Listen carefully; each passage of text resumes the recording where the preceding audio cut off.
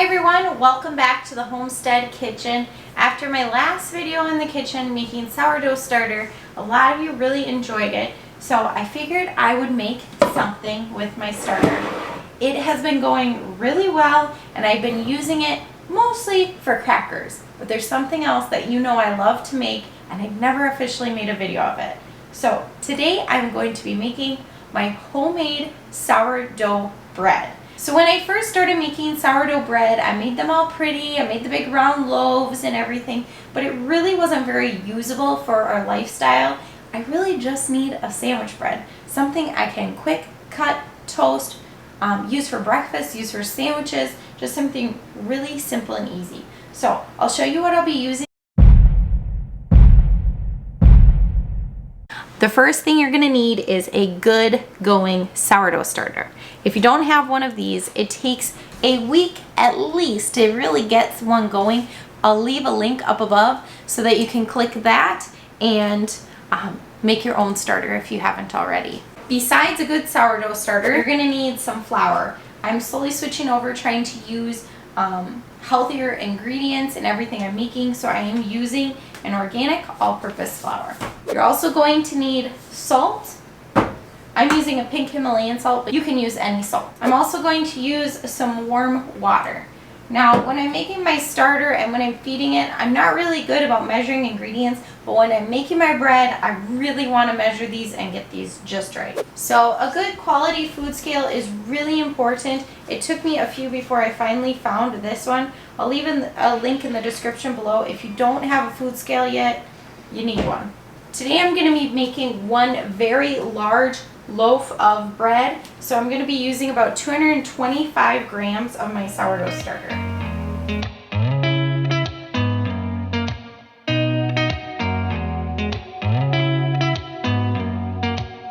Did you ever stop and think, why spend too much time just getting ready? The next ingredient I like to add is my warm water. I'm going to add 426 grams of water. You notice me, let me be real here. When I see you, my heart starts. So 426 grams of warm water, it equals out to about 2 cups of warm water, if that kind of helps you. And usually I make 2 large loaves of this, so I just fill up my 4-cup measuring cup, but today I'm only making 1. The next ingredient is 750 grams of flour. I do not use bread flour.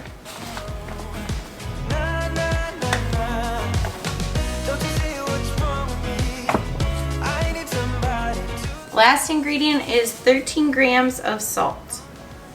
Now I've played around with these measurements and this is what works best with the pan I have and my starter,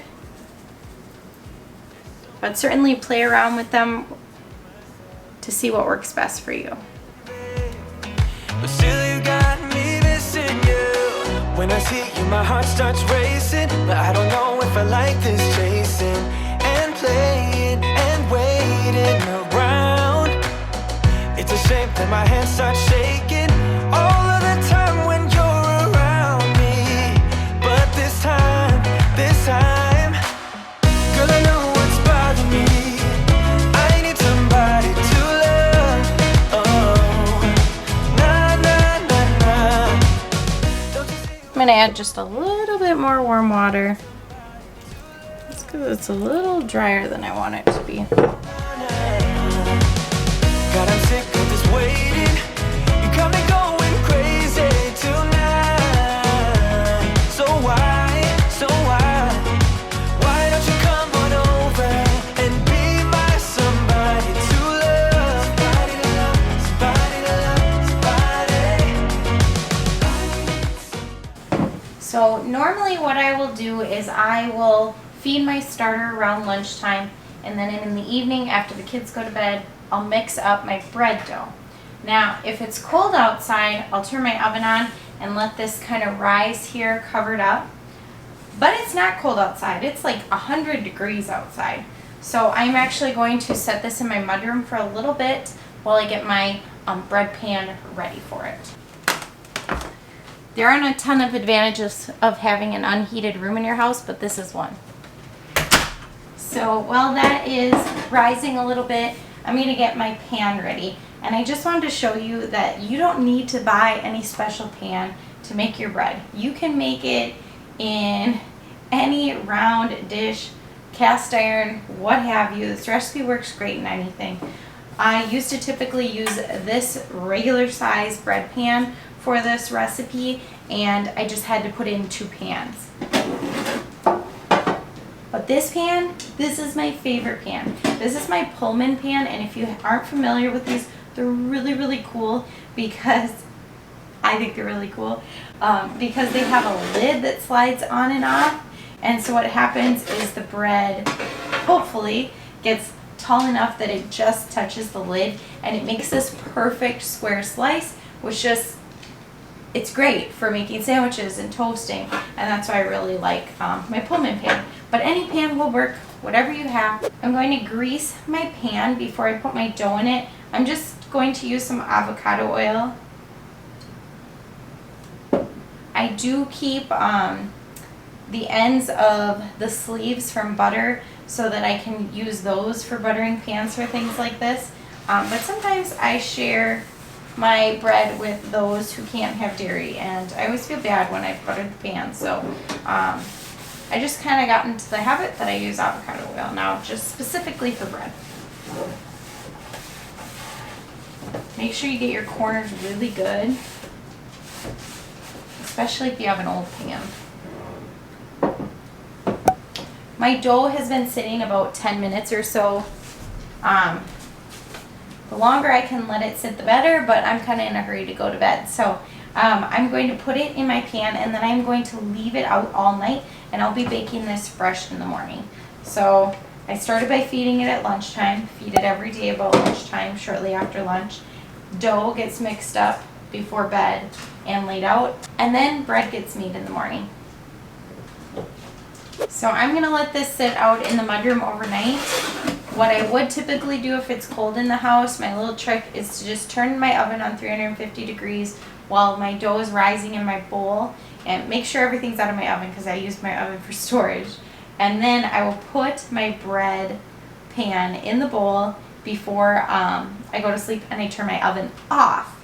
And it tends to be just enough that it'll rise really well by morning, but not bake. So that's kind of been my trick that's worked for me, and hopefully that will work for you as well. So I will see you in the morning. So here is what my bread looks like this morning. Raised just touching the top, so that worked out perfectly. So I'm gonna put that in as soon as the oven is preheated.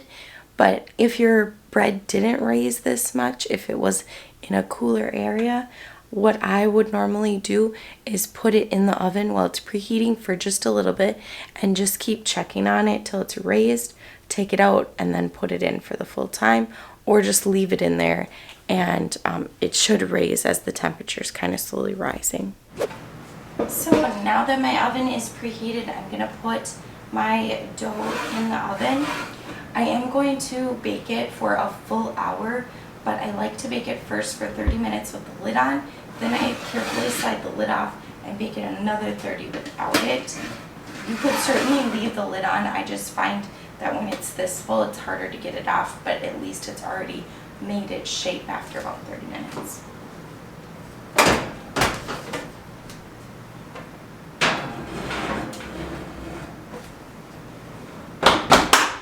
So it's been another 30 minutes, and I can take the bread out.